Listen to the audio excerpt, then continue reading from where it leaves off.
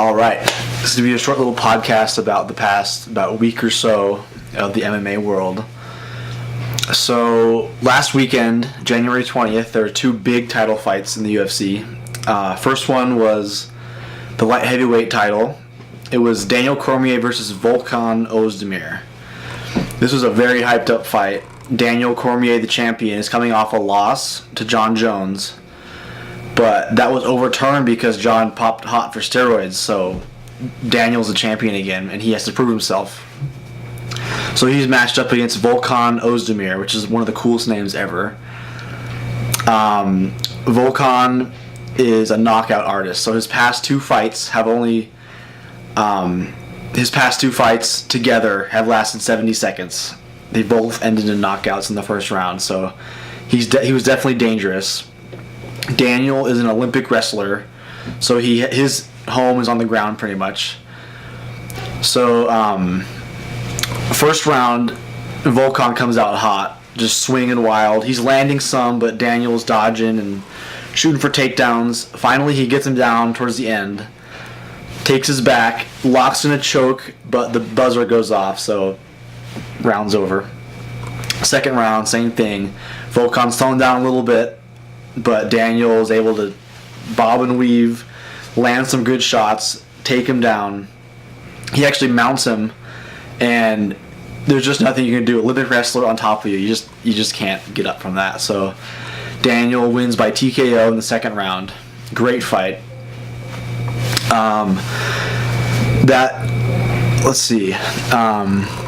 Daniel landed 84 strikes. Volkan only landed 42. So Daniel pretty much dominated him on the ground. There's just nothing he can do.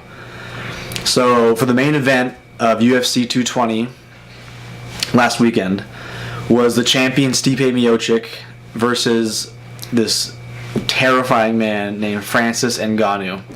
Francis is fairly new to the sport. He's only been fighting for about 4 years now. But he's an immigrant from Africa. He was actually homeless for the majority of his life. He worked in a sand mine carrying bags of sand up a hill. And he made his way to France, wanted to be a professional boxer. But his coach said there's more money to be made in MMA. So he transferred to MMA. UFC caught wind of this, saw some of his amateur fights, and signed him, I believe, about 2 years ago. And he's been training ever since. And he has some of the most brutal knockouts I've ever seen in my life. His last fight was UFC 218 in, I believe it was Detroit, I think. Yeah. He was fighting against Alistair Overeem, who is a former champion, former heavyweight Grand Prix winner. So he's legit. He has like over 60 fights under his belt. And Francis comes up, hits him with an uppercut from hell, knocks him out in the first round. And I thought he was like gonna have to retire because he got hit so hard, but he was fine, luckily. So Francis is on this hype train. He's just up and up and up, and he was actually the favorite to win this fight. I was surprised by that, honestly, because Stipe Miocic is one of the most well-rounded heavyweights in the division. He's a college wrestler, brilliant striking. He's finished his last 5 fights in the first round by knockout, so he's definitely dangerous.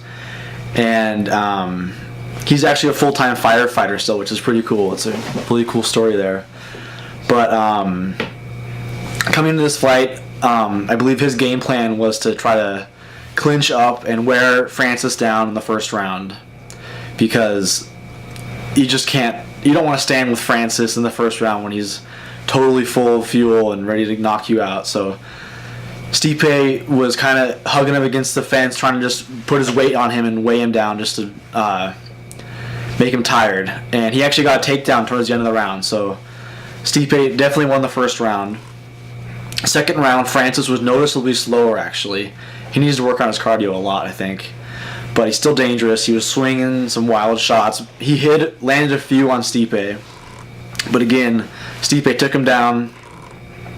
Francis could not get up. He's not a very experienced grappler, and you can definitely tell if you watch the fight. Third round, Stipe, again, taking him down. Francis was pretty much gassed by then. He just wasn't defending himself. His arms were coming down. He just was a punching bag, pretty much. And that's how rounds 4 and 5 went as well. Stipe just dominated the entire fight. And if you look at the stats, it says time and control on the ground. Stipe had 15 minutes of ground control. Francis had 2 seconds of ground control. That goes to show he got his ass whipped pretty much. Total strikes, Stipe had 200. Francis had 33. Those were 33 hard strikes, though. Francis hits hard, but just low volume. He needs to work on his cardio and his grappling a lot if he wants to be a champion someday. Stipe Miocic won, retained his title. He actually broke the record for most title defenses for a heavyweight in UFC history with 3. Most of the time heavyweights get knocked out pretty easily, so that's very impressive in my book. 3 consecutive title defenses. 2 of them were in the first round. He knocked out Fabricio Verdum in Brazil, first round knockout to get the title. Then he knocked out Alistair Overeem first round to defend his title. Then knocked out, I want to say, who was it? Oh, Junior Dos Santos first round also. So he's terrifying, man. Also, last weekend at the same time as that fight, there's another fight that's going on in Bellator. It's a organization that Spike owns on Spike TV. And Rory McDonald was fighting Douglas Lima for the Bellator welterweight title. Rory used to be a UFC fighter, one of the best welterweights in the world, as far as he's the most well-rounded, I think. Elite striking, elite grappling, great cardio. He was so close to being champion in the UFC, but just fell short in the last few seconds of the 5th round. So he's fighting. He's a new member of Bellator, so he's fighting for the title against Douglas Lima, who was the champion. Rory comes out strong, wins the first round. Second round, Douglas starts landing some really heavy leg kicks on Rory's front leg, and you can see noticeable swelling. It was getting really bad. He had some. I did not want to be in there. So third round comes out. Rory is noticeably limping, which is not good. If your opponent sees you're limping, he's going to aim for that leg even more. And that's exactly what happened. He knocked him down with leg kicks. I thought Rory was going to have to tap out from leg kicks because I thought he broke his shin, honestly. Fourth round, same deal. Leg kicks, and he took Rory down also. So he was just having his way with him. Fifth round, I believe it was tied 2-2 at that point. Rory won the first 2, Douglas won the second 2, so it's all down to this last round. Rory comes out pretty much hopping on one leg. He just can't put any weight on it. Immediately shoots for a takedown, just a Hail Mary, gets it, mounts Douglas Lima, and is able to keep him on the ground on his back for the whole round. And he was being busy enough where the ref wouldn't stand them up. He was going for submissions and just in a dominant position the whole round. So the ref did not stand them up, and he ended up winning barely. It could have gone either way, honestly, but I think it was the right call to have Rory be the champion. Very, very close fight. All right. Next event was this Saturday, actually, January 27th. This is a very important fight for the middleweight division. This was aired on Fox. It was a free fight for fans. It was Jacare Souza versus Derek Brunson. Jacare is, where is he ranked? I believe he's ranked number 1 in the division. Brunson's ranked number 2. Oh, that's not true, actually. Sorry. They're both top 10 for sure. Jacare is one of the best. He has the best jiu-jitsu in the middleweight division by far, in my opinion. And Derek Brunson is a knockout artist. So this was pretty much a great style matchup, in my opinion. They actually have fought before they were in the UFC in a different organization, and Jacare won by knockout in the first round, I believe. So Brunson was he wanted revenge this fight, so he was coming out swinging. First round, landed quite a bit of strikes in the beginning, but he was worried about Jacare's takedowns and jiu-jitsu. So Jacare was feinting takedowns, and you can see Brunson like reacting to that, and Jacare saw that, fainted, went for a head kick, hit him clean. Brunson blocked it, but Shin hit his hand, and it still hit his head pretty hard. He was definitely dazed, and Jacare got him against the fence, just swinging on him. Brunson wasn't defending himself, so the ref called the fight in the first round again. So Jacare has beaten Derek Brunson twice in the first round already. So that's the current stuff. Coming up is a super important fight for the middleweight division. This is going to be February 10th, so it's in 2 weekends. Yeah, it's going to be in Australia. It's number 1 ranked middleweight Yoel Romero versus number 2 Luke Rockhold. This is supposed to be a title fight with Robert Whittaker, but unfortunately he hurt his knee again, so he's out. That's why it's an interim title belt this time. So Luke Rockhold is a very well-rounded fighter. Great striking. He's got some crazy wheel kick knockouts on some people. Yoel is another Olympic wrestler. He's from Cuba, so he's just a monster. This should be a great matchup because Yoel is going to want to take Rockhold down on the ground and just ground and pound. But Rockhold has great jiu-jitsu, so he could be trying to submit Yoel on the ground off his back. So it'll be interesting to see what their game plans are going into this fight. So that's the main event of that fight card. Co-main is Mark Hunt versus Curtis Blades. Mark Hunt is a veteran of the sport. He's had a lot of fights, a lot of damage too, so I'm not sure how he's going to do in this fight against a younger guy. Let's see. Yeah, Mark Hunt, his record is 13-11, so he's had quite a bit of losses recently. Some brutal ones. Alistair Overeem got him in the clinch and kneed him in the face repeatedly until he was knocked out, and that was brutal to watch. So this would be a good test for him to see how he's doing, and a good opportunity for Curtis Blades to prove himself with a top 5 contender in the heavyweight division.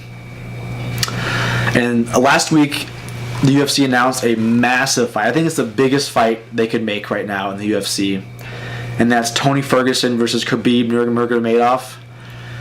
This is going to decide the new lightweight champion, because Conor McGregor is just MIA. He's not coming back anytime soon, I don't think. So this will decide who's the champion of that division now. Tony Ferguson is just ridiculous. His ground game is off the charts. His stand-up, his cardio, everything is good, honestly. His last fight was against Kevin Lee, who was an amazing wrestler. Kevin Lee took him down, was on top of Tony Ferguson, and Tony was raining elbows over the top while in full guard, and was just cutting him up. Ended up with a triangle. So his jiu-jitsu is lethal. It's definitely, got to watch out for that. But on the other hand, Khabib Nurmagomedov, his nickname is the Eagle. He's from Dagestan, Russia, and they call him the Russian Bear sometimes. He actually wrestled with bears as a kid. And he is 25-0, never lost a fight, never lost a round for that matter.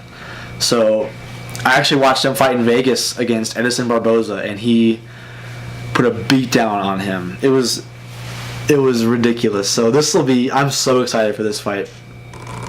Yeah, I don't know how it's going to go, honestly, because Khabib is going to want to take Tony down, get top control, and just wail on him. But Tony is good off his back, so I don't know. They both have great cardio. It's going to be close. I don't know. It's a toss-up, in my opinion. The co-main to that, UFC 223, is a rematch of Rose Namajunas, the strawweight women's champ, against Joanna Jędrzejczyk. Now, Joanna was on I believe, 7-fight win streak as the champion, which tied Ronda Rousey's record for most title defenses. And she has the best stand-up game in women's history, in my opinion. Her Muay Thai is ridiculous. She's elbows, knees, kicks. She can knock anybody out with any part of her body, honestly. She lost her last fight against Rose Namajunas, the current champion, with a first-round knockout. It was very uncharacteristic of Joanna to do that.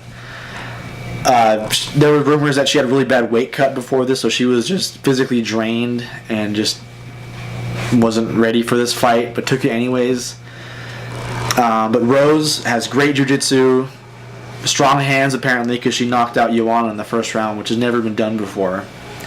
So it's going to be a great rematch. Joanna is actually the favorite, so we'll see how that goes. I think Joanna is going to win this if she hires a better nutritionist and really watches her weight and gets a clean weight cut. That'll be an exciting fight, though. It's a great fight card right there. And then, I believe it was yesterday, huge fight was announced for UFC 226 this summer in July in Vegas. So, last weekend was the heavyweight title fight and a light heavyweight title fight. And they just announced that the Daniel Cormier, the light heavyweight champion, is going to move up a weight class and fight Stipe Miocic for the heavyweight belt. So it's a champion versus champion fight, which is very rare, and it's very interesting on paper too.